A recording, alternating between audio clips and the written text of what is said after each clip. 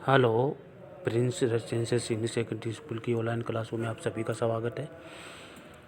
मैं व्यवसाय प्रबंध का अध्यापक आर के शर्मा आपको जो 27 तारीख को 26 तारीख को जो टॉपिक करवाया गया था जो आपकी जो चल रही थी क्लासें, वो विशेषताओं के बारे में अपन जो अध्ययन कर रहे थे कि कौन कौन सी विशेषताएं जो हैं उसके बारे में आपको पढ़ाया गया है। कौन कौन सी विशेषताएं जो आपकी चल रही हैं इसके बारे में अपन चर्चा कर रहे थे। और विशेषताओं को आपको जो सेवाओं की प्रगति है उसके बारे में अपन अध्ययन करें कि सेवाएं की प्रगति कौन कौन सी हैं उसके बारे में अध्ययन कर रहे थे। फिर 26 तारीख को आपको करवाया गया अभियंता के बारे में। और इसके बाद आज जो आपका टॉपिक जो चल रहा है, जो स्टार्ट होने वाला है, वो है इन्वेंट्री संभव नहीं है। तो देखिए, सेवाओं की प्रगति में आपका गह जो पॉइंट है वो यह है कि इन्वेंट्री संभव नहीं है। सेवाओं के कोई भौतिक घटक नहीं होते, इसलिए इनको तैयार कर भविष्य के लिए जमा कराना संभव नहीं है। इसलिए सेवाएं शीघ्र नष्ट हो जाती हैं और सेवा प्रदाता जो है प्रदानकर्ता इससे जुड़ी वस्तुओं का जो जमा कर सकते हैं, लेकिन सेवाओं को नहीं कर सकते।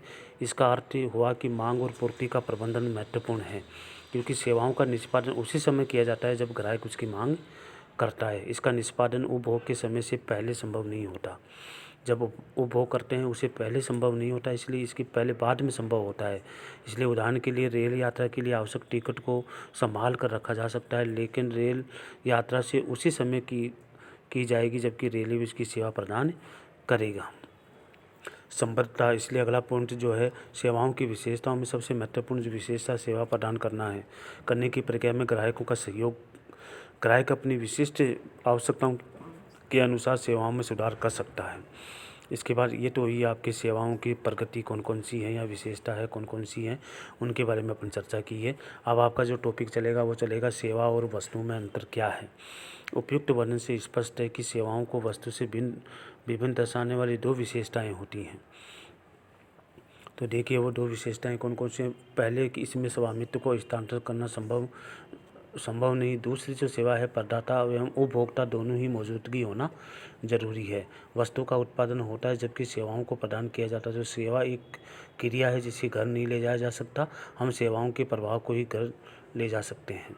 तो देखिए, इसके बारे में अपन जो है अंतर के बारे में जो है आपको पढ़ा दिया गया है कि कौन कौन से अंतर हैं। इनकी चर्चा पहले भी की जा चुकी है। इसके बाद देखो, सेवाओं के प्रकार के बारे में अपन बात करते हैं कि सेवाओं के प्रकार कौन कौन से हैं। तो सबसे पहला प्रकार जो है व्यावसायिक सेवाएं, दूसरा है सामाजिक सेवाएं। जब हम सेवा क्षेत्र की बात करते हैं तो सेवाओं को व्यापक रूप से 3 वर्गों में बांटा जा सकता है: व्यावसायिक सेवाएं, सामाजिक सेवाएं और व्यक्तिगत सेवाएं। इनका वर्णन नीचे दिया जा सकता है। तो देखिए, व्यावसायिक सेवाएं वे सेवाएं हैं जिनके व्यावसायिक उद्यम अपने कार्य संचालन में प्रयुक्त करते हैं, और इसके उदाहरण हैं बैंकिंग, बीमा, परिवहन, भंडारण और संप्रेषण सेवाएं।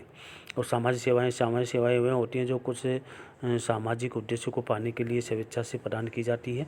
इसके उद्देश्य हो सकते हैं समाज के कमजोर वर्ग के जीवन स्तर को ऊंचा उठाना, उसके बच्चों की शिक्षा व्यवस्था करना, कच्ची बस्तियों को स्वास्थ्य और सफाई की व्यवस्था करना। साधारणतः वे सेवाएं स्वैच्छिक सेवा संगठन प्रदान करती हैं, जिसके बदले कुछ राशि लेते हैं ताकि वे लागत पूरी कर सके। उदाहरण के लिए कुछ गैर सरकारी संगठन एवं सरकारी एजेंसियों के द्वारा प्रदत्त स्वास्थ्य एवं शिक्षा संबंधी सेवाएं। इसलिए सेवाएं भी 2 प्रकार की होती हैं। इसलिए आज के लेसन में आपको इतना ही करवाया जाएगा। आगे के टॉपिक जो है सेवाओं के प्रकार हैं वो आगे के टॉपिक में आपको करवाए जाएंगे। जब तक के लिए जय हिंद।